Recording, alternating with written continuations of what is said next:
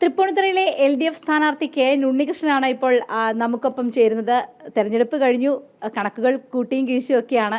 എത്രത്തോളമാണ് വിജയപ്രതീക്ഷ? നല്ല വിജയപ്രതീക്ഷയാണ് തൃപ്പൂണിത്തുറയെ സംബന്ധിച്ച് എനിക്കുള്ളത്. പൊതുവിൽ കേരളത്തിലെ ഇടതുപക്ഷ ജനാധിപത്യ മുന്നണിക്ക് വലിയ വിജയമുണ്ടാകാൻ പോകുന്ന തെരഞ്ഞെടുപ്പാണ്. സ്വാഭാവികമായും അതിനനുസരിച്ച് തന്നെ തൃപ്പൂണിത്തുറ മണ്ഡലത്തിലും വലിയൊരു മാറ്റം ഇക്കുറി ഉണ്ടാകും എന്നാണ് കണക്കാക്കുന്നത്. ഒരു വലിയ ഫൈറ്റ് തൃപ്പൂണിത്തുറയിൽ നടന്നു എന്ന് തോന്നുന്നു. വലിയ ഒരു തെരഞ്ഞെടുപ്പ് പോരാട്ടം നടന്നിരുന്നില്ല. കാരണം എനിക്കെതിരെ മത്സരിച്ച BJP സ്ഥാനാർത്ഥിയാണെങ്കിലും UDF സ്ഥാനാർത്ഥിയാണെങ്കിലും അത്ര കരുത്തരായ സ്ഥാനാർത്ഥികളായിരുന്നില്ല എന്നാണ് പൊതുജനങ്ങളുടെയും വിലയിരുത്തൽ. അതുകൊണ്ട് തന്നെ ഈ തെരഞ്ഞെടുപ്പിൽ എൻ്റെ വിജയസാധ്യത വളരെ കൂടുതലായിട്ടാണ് ഞാനും ജനങ്ങളും കണക്കാക്കുന്നത്. എത്രത്തോളമാണ് ഒരു മാർജിൻ പ്രതീക്ഷിക്കുന്നത്? ഞാനൊരു 3000 മുതൽ 10000 വരെ വോട്ടുകളുടെ ഭൂരിപക്ഷത്തിൽ ഞാൻ ജയിക്കും എന്ന് തന്നെയാണ് ഉറച്ചു വിശ്വസിക്കുന്നത്.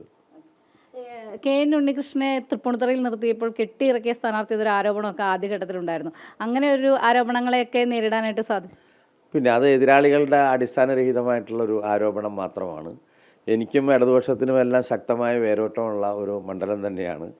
കാരണം തൃപ്പൂണിത്തുറ മണ്ഡലം എന്ന് പറയുന്നത് എനിക്ക് ധാരാളം ബന്ധുമിത്രാദികളുള്ള ഒരു മണ്ഡലമാണ്. അതുകൊണ്ട് തന്നെ എനിക്ക് വേരുകളുള്ള മണ്ഡലമാണ്. പിന്നെ ഞാൻ കൊച്ചിൻ ദേവസ്വം ബോർഡിൻ്റെ അംഗമായി നന്നായി സേവനമനുഷ്ഠിക്കുകയും പ്രത്യേകിച്ച് വിശ്വാസ സമൂഹവുമായി നന്നായി ഞാൻ ബന്ധപ്പെട്ടിരുന്ന ഒരാളാണ്.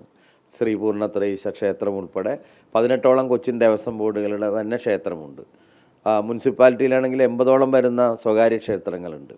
അപ്പോൾ അതുമൊക്കെ ബന്ധപ്പെട്ടിട്ടുള്ള ആയിരക്കണക്കിന് ആളുകളുമായിട്ട് നേരിട്ട് എനിക്ക് ബന്ധമുണ്ടായിരുന്ന ഒരു സ്ഥലമാണ്. അപ്പോൾ അതുകൊണ്ട് കെട്ടിയിറക്കപ്പെട്ടൊരു സ്ഥാനാർത്ഥിയാണെന്നുള്ളത് ആരോപണം മാത്രമാണ്. എന്തുകൊണ്ടാണ് ഈ വൈപ്പിൽ നിന്ന് മാറി മത്സരിക്കാനുള്ളൊരു തീരുമാനമുണ്ടായത്? അല്ലെങ്കിൽ അത് വൈപ്പിനിലോ തൃപ്പൂണിത്തുറയിലോ ഏതെങ്കിലും രീതിയിൽ ബാധിച്ചിട്ടുണ്ടോ? വൈപ്പിനിൽ നിന്ന് ഞാൻ മാറി മത്സരിക്കുന്നതൊരു വളരെ പ്രധാനപ്പെട്ട ഉയർന്ന ഒരു രാഷ്ട്രീയ തീരുമാനത്തിൻ്റെ ഭാഗമാണ്. അപ്പോൾ ദീർഘകാലത്തൊരാവശ്യമാണ്. CPIM ഉൾപ്പെടെയുള്ള ഇടതുപക്ഷ പാർട്ടികൾ ആവശ്യപ്പെട്ടതാണ്. അതുപോലെ വനിതാ സംഘടനകൾ ആവശ്യപ്പെട്ടതാണ്.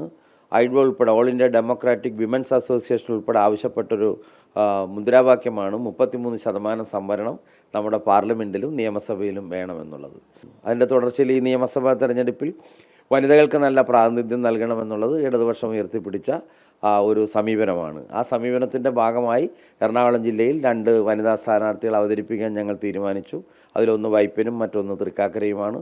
വൈപ്പിൻ മണ്ഡലവും നല്ല പ്രവർത്തനങ്ങൾ കാഴ്ചവെച്ച ഒരു ജനപ്രതിനിധി എന്ന നിലയിൽ എന്നെ ഉൾക്കൊള്ളുന്നതിൻ്റെ ഭാഗമായി തൃപ്പൂണിത്തുറ മണ്ഡലം പിടിക്കാൻ കൂടിയുള്ള ഉദ്ദേശത്തിൽ എന്നെ തൃപ്പൂണിത്തുറയ്ക്ക് അയക്കുകയാണ് ചെയ്തത്. ഞാൻ ഇടതുപക്ഷത്തിൻ്റെ നേതൃത്വത്തിൻ്റെ തീരുമാനം സഹർഷം ഞാൻ അനുസരിക്കുകയാണ് ചെയ്തത്. ഈ നഗരസഭ തൃപ്പൂണിത്തുറ നഗരസഭയിൽ NDA വന്നതിന് ശേഷം, അധികാരത്തിൽ വന്നതിന് ശേഷം നടന്നൊരു തെരഞ്ഞെടുപ്പാണ്. ആ ഒരു ഫാക്ടർ, NDAയുടെ ഒരു പഞ്ചായത്ത് തെരഞ്ഞെടുപ്പിലൊരു മുന്നേറ്റം, അതൊരു വലിയ ഫൈറ്റിലേക്ക് വന്ന ഒരു ഫാക്ടറായിട്ട് വന്നിട്ടുണ്ടോ തൃപ്പൂണിത്തുറയിൽ? തൃപ്പൂണിത്തുറയിൽ ഒരിക്കലും അത് വന്നിട്ടില്ല. കാരണം BJP അനുകൂലമായിട്ടുള്ള നിലപാടുകൾ മുനിസിപ്പൽ തെരഞ്ഞെടുപ്പിൽ ഉണ്ടായി എന്നുള്ളതൊരു വസ്തുതയാണ്. ഒരു സീറ്റിൻ്റെ വ്യത്യാസത്തിൽ, വെറും ഒരു സീറ്റിൻ്റെ വ്യത്യാസത്തിൽ അവർ അധികാരത്തിൽ വന്നു എന്നുള്ളതൊരു സത്യമാണ്. പക്ഷേ BJPക്ക് ഉണ്ടായ മുന്നേറ്റം ഈ തെരഞ്ഞെടുപ്പിൽ ഉണ്ടാകില്ല. കാരണം BJPക്ക് സ്വന്തമായിട്ടുള്ളൊരു സ്ഥാനാർത്ഥി ഇല്ലാതെ പോയല്ലോ. 2020 പുതുതായി NDA മുന്നണിയിൽ വന്നതിൻ്റെ സാഹചര്യത്തിൽ വളരെ പ്രസക്തമായ ഒരു സ്ഥാനാർത്ഥിയെ അല്ല അവർ അവതരിപ്പിച്ചത്. അത് BJP അണികളിലും നേതൃത്വത്തിലും വലിയ തർക്കങ്ങൾക്കിടയാക്കിയിട്ടുണ്ട്. അതുകൊണ്ട് BJP പഴയതുപോലെ കഴിഞ്ഞ തവണ 32,000ഓളം വോട്ടുകൾ സോളിഡ് വോട്ട് BJPക്ക് ഉണ്ടെന്നാണ് ഞാൻ കണക്കാക്കുന്നത്. അത്ര വോട്ട് പോലും BJP ഇത്തവണ നേടാൻ സാധ്യതയില്ല. Maximum 25,000 വോട്ടേ BJP നേടുകയുള്ളൂ. അതുപോലെ തന്നെ ഈ കോൺഗ്രസിൻ്റെ, അതായത് UDFൻ്റെ സ്ഥാനാർത്ഥിയെ നിശ്ചയിക്കുന്നത്, തൃപ്പൂണിത്തുറയിൽ നിശ്ചയിക്കുന്നതിന് ഒരുപാട് കാലതാമസം വന്നു. അത് അവസാന ഘട്ടത്തിലൊക്കെ വലിയ കൺഫ്യൂഷൻസ് ഒക്കെ ഉണ്ടായിരുന്നു. ആ ഒരു കാലതാമസം അത് LDFന് ഏതെങ്കിലും വിധത്തിൽ ഗുണം ചെയ്തിട്ടുണ്ടോ? പ്രചരണത്തിൽ ഒരു മുൻകൈ ഒക്കെ എടുക്കാനായിട്ട്, ഒരു മേൽക്കൈയൊക്കെ വരുത്തുന്നതിന് വേണ്ടിയിട്ടും അത് വോട്ടിലേക്ക് വരുമ്പോഴത്തേക്കും അത് വോട്ട് അനുകൂലമാക്കാനായിട്ടൊക്കെ സാധിച്ചു? പിന്നെ തീർച്ചയായിട്ടും ഈ BJPയുടെയും അതുപോലെ തന്നെ UDFൻ്റെയും സ്ഥാനാർത്ഥി നിർണയം വളരെ വൈകി. അതിനേക്കാൾ 2 ആഴ്ച മുമ്പ് തന്നെ സ്ഥാനാർത്ഥി നിർണയം നടത്തുകയും ഞാൻ ഫീൽഡ് ചെയ്യുകയുണ്ടായി. അത് തീർച്ചയായിട്ടും എനിക്ക് വലിയ ഗുണമുണ്ടായി. ഒരു റിലേയിൽ ഏറ്റവും ആദ്യം നമ്മൾ സ്റ്റാർട്ടിംഗ് പോയിന്റിൽ നിന്ന് ഒരാൾ നേരത്തെ ആരംഭിച്ച് പകുതി ദൂരെ എത്തുമ്പോഴത്തേക്ക് പിന്നാലെ വരുന്ന ആളുകളെ പോലെയായിരുന്നു ബാക്കി 2 സ്ഥാനാർത്ഥികൾ. ഞാൻ തന്നെയായിരുന്നു മുന്നിൽ. ഒരു രാഷ്ട്രീയ നേതാവ് എന്ന നിലയിൽ തീർച്ചയായിട്ടും ഞാൻ തന്നെയായിരുന്നു മുമ്പിൽ. അതുകൊണ്ടാണ് എനിക്ക് കൂടുതൽ ആത്മവിശ്വാസം പകരുന്നത്. ഞാൻ ജയിക്കുമെന്ന് ഞാൻ കരുതുന്നതിൻ്റെ അടിസ്ഥാനം അതാണ്.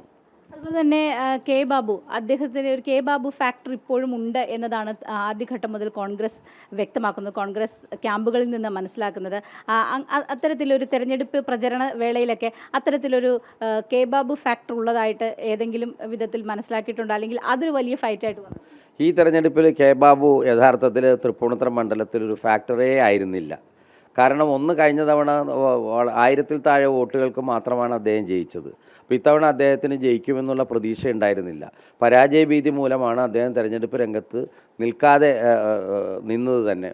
ആരോഗ്യപരമായ കാരണങ്ങൾ അദ്ദേഹം പറയുന്നുണ്ടെങ്കിലും ഒരു പ്രധാനപ്പെട്ട സീറ്റല്ലേ, കോൺഗ്രസിനെ സംബന്ധിച്ചിടത്തോളം ഒരു സീറ്റ് നഷ്ടപ്പെടുക എന്നുള്ളത് അവർക്ക് സങ്കല്പിക്കാൻ കഴിയാത്തൊരു കാര്യമാണ്. പക്ഷേ അദ്ദേഹത്തിൻ്റെ പരാജയഭീതിയാണ് അദ്ദേഹം തെരഞ്ഞെടുപ്പ് രംഗത്തു നിന്നും പിൻവാങ്ങിയത്. ഒരു കെ ബാബു ഫാക്ടർ അവിടെ ഉണ്ടായിട്ടില്ല. LDF ഫാക്ടർ മാത്രമാണ്, ഉണ്ണികൃഷ്ണൻ ഫാക്ടറാണ് പ്രധാനമായും അവിടെ ആ തെരഞ്ഞെടുപ്പിൽ പ്രവർത്തിച്ചതെന്നാണ് ഞാൻ അനുമാനിക്കുന്നത്.